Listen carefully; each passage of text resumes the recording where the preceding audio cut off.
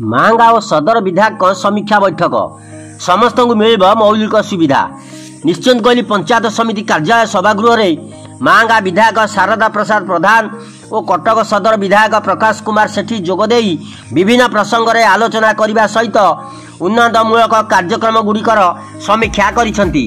एही ब्लॉक अंतर्गत 2 निर्वाचन मंडली 41 पंचायत रे जो गरीब परिवार रेशन कार्ड रू वंचित होइछन्ती सेमान को मागणा चाउल देवार व्यवस्था करा जिवो। कच्चा घरे रहुथिबा व्यक्ति को पक्का घर दिया जिवो। परिमल योजना रे संपृक्ति होई नथिबा लोकन को पाइखाना जोगाई दिया जिया उपरे आलोचना होइथिला। 2009 मसियारू एही ब्लॉक रो विभिन्न पंचायत रे होइथिबा ढळै रास्तार परिमाण और एथिरे खर्च होइथिबा अनुदान एक विवरणी 15 दिन भितर देबा पई बीडीओ को निर्देश देइथिले।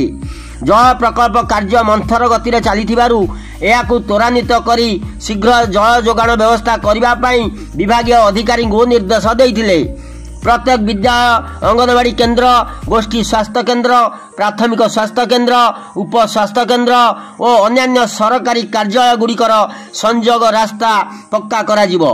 या छड़ा उन्नत मानर शिक्षादान पाई एकक शिक्षक स्कूल गुड़िक उपरे पदक्षेप निया जिबा सहित जो मिश्रण और बंद विद्यालय गुड़िक रही सेगुड़िक छात्र छात्री संख्या कम थिले सेगुड़िक बंद करा जिवो बोली विधायक प्रकाश करथिले। सेहीपरि आदर्श विद्यालय हेउथिबा विभिन्न अनियमितता तदंत पाई मंडल शिक्षाधिकारी को निर्देश दिया जाइछि।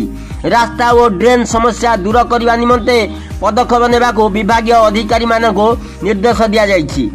समीक्षा बैठक पर विधायक मिशन शक्ति काफे परिदर्शन करी यार कर्मकर्ता मानक उत्साहित करथिले।